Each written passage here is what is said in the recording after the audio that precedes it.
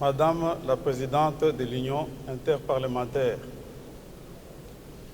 Mesdames et Messieurs les Présidents des Parlements, honorables parlementaires, distingués délégués, Mesdames et Messieurs, c'est pour moi un immense honneur de m'adresser au nom du peuple de la République démocratique du Congo à cette auguste assemblée réunie ici à Tachkent, cette belle ville, capitale de la République d'Ouzbékistan. Le thème retenu pour cette année, à savoir l'action parlementaire en faveur du développement social et de la justice sociale, résonne parfaitement avec les défis et les aspirations profondes du peuple congolais que j'ai l'honneur de représenter ici. C'est dans cette optique que la République démocratique du Congo ne cesse de s'investir pour améliorer le bien-être de son peuple à travers le vote des lois visant à garantir le développement social et la justice distributive, matérialisée par la gratuité de l'enseignement de base, la couverture santé universelle, le programme de développement de 145 territoires. De même,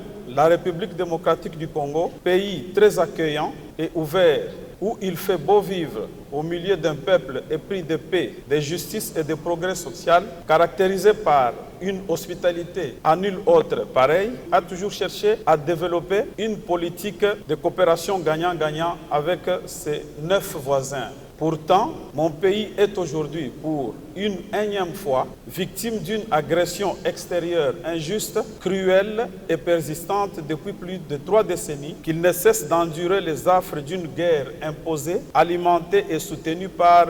des pays voisins, en particulier le Rwanda, avec son régime actuel. Pour soutenir son agression et saper les efforts de développement de paix et de justice sociale que la République démocratique du Congo veut bâtir, le régime du Rwanda, qui s'est caché depuis des décennies derrière des troupes armées prétendues locaux, a vu ses masques tomber avec l'entrée au grand jour de ses forces spéciales lourdement armées sur le territoire congolais, notamment dans les provinces du Nord et du Sud Kivu, non pas sous prétexte de traquer ses compatriotes FDLR, narratif désormais inconsommable, mais pour causer la mort, les viols, les pillages et la désolation parmi les populations civiles congolaises. Il est démontré à présent plus de 10 millions de morts, plus de 10 millions de morts et plus de 6 millions de déplacés internes, nombre qui continue d'accroître au jour le jour. Distingués collègues, vous conviendrez avec moi que la paix et la justice sont les socles du développement social.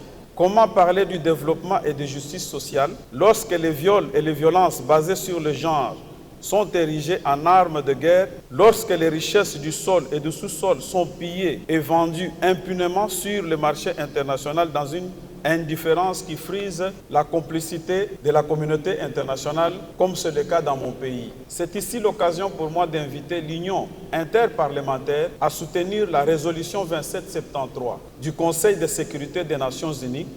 condamnant fermement le Rwanda qui soutient le M23, ainsi que les sanctions de l'Union européenne et des autres pays épris de paix et de justice contre les auteurs de ces crimes. Je profite du haut de cette tribune pour saluer la diplomatie agissante de son Excellence Félix-Antoine Tshisekedi Tshilombo, président de la République démocratique du Congo, chef de l'État, laquelle a permis d'atteindre les résultats si haut évoqués. Mesdames et Messieurs, je voudrais